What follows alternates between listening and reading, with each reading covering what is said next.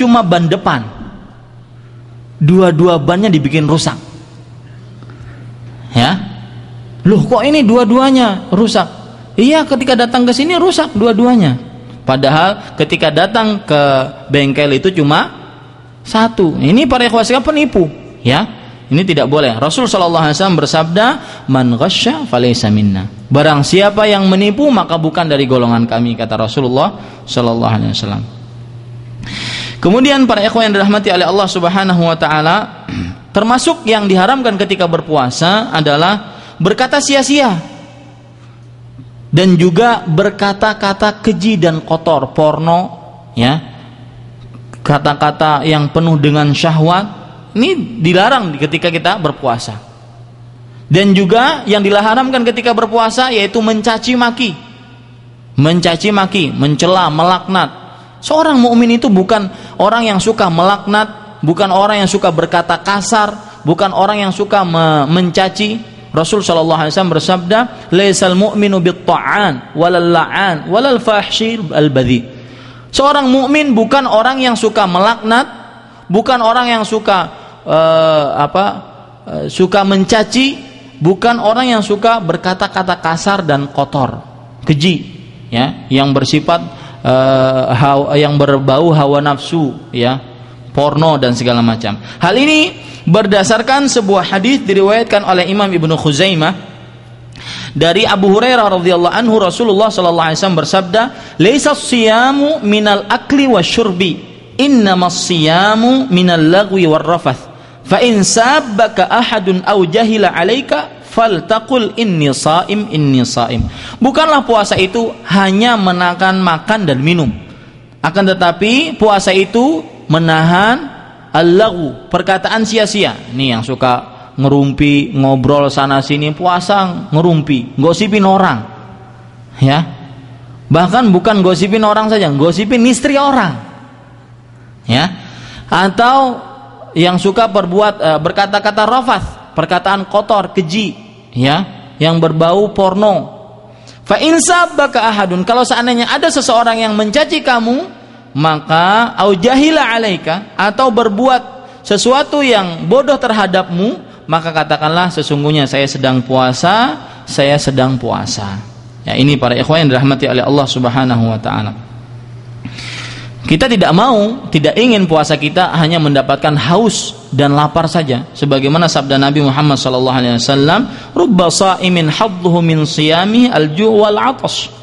Berapa banyak orang yang berpuasa, bagian yang dia dapatkan dari puasanya hanya lapar dan haus saja, ya. Kemudian para ikhwah sekalian, termasuk yang dilarang ketika berpuasa adalah berteriak. Teriak-teriak, ya, marah-marah dengan teriak-teriak.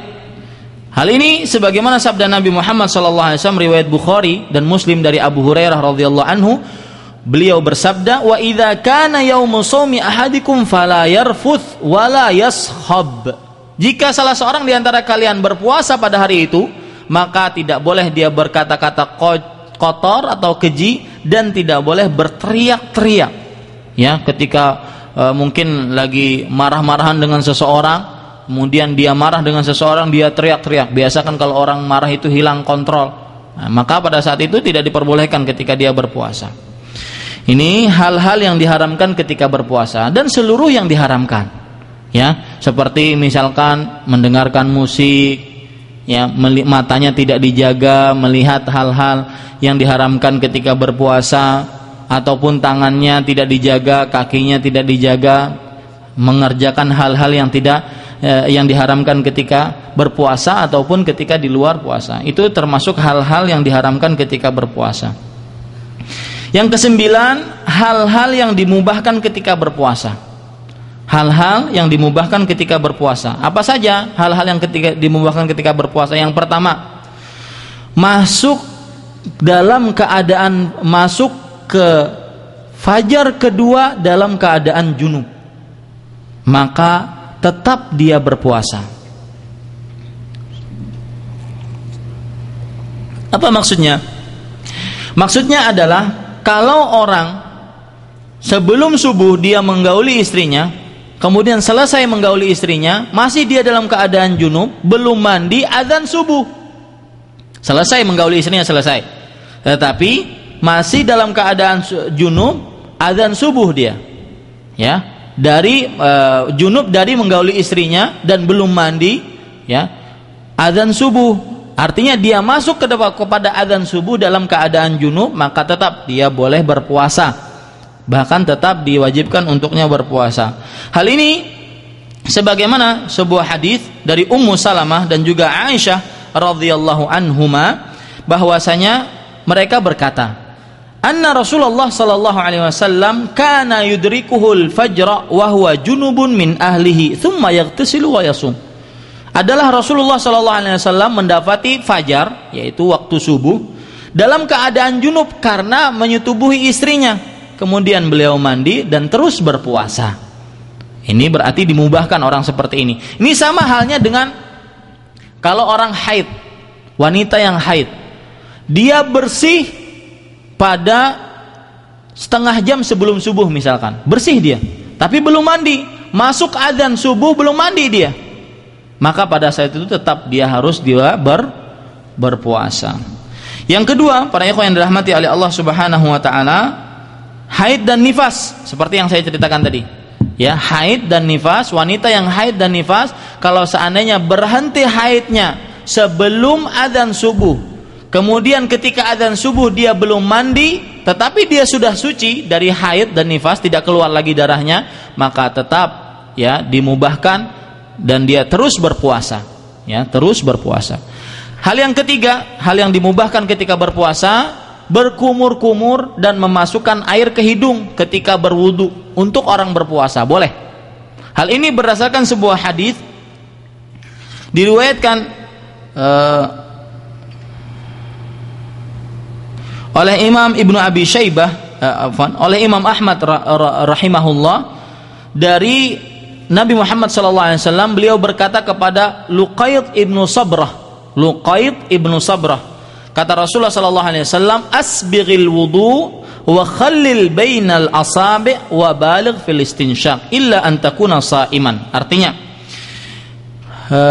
sempurnakanlah wudumu dan sela-selalah janggutmu dan bersungguh-sungguhlah dalam memasukkan air ke hidung kecuali ketika engkau berpuasa. Artinya, ketika berpuasa tetap memasukkan air ke hidung tetapi jangan terlalu dalam.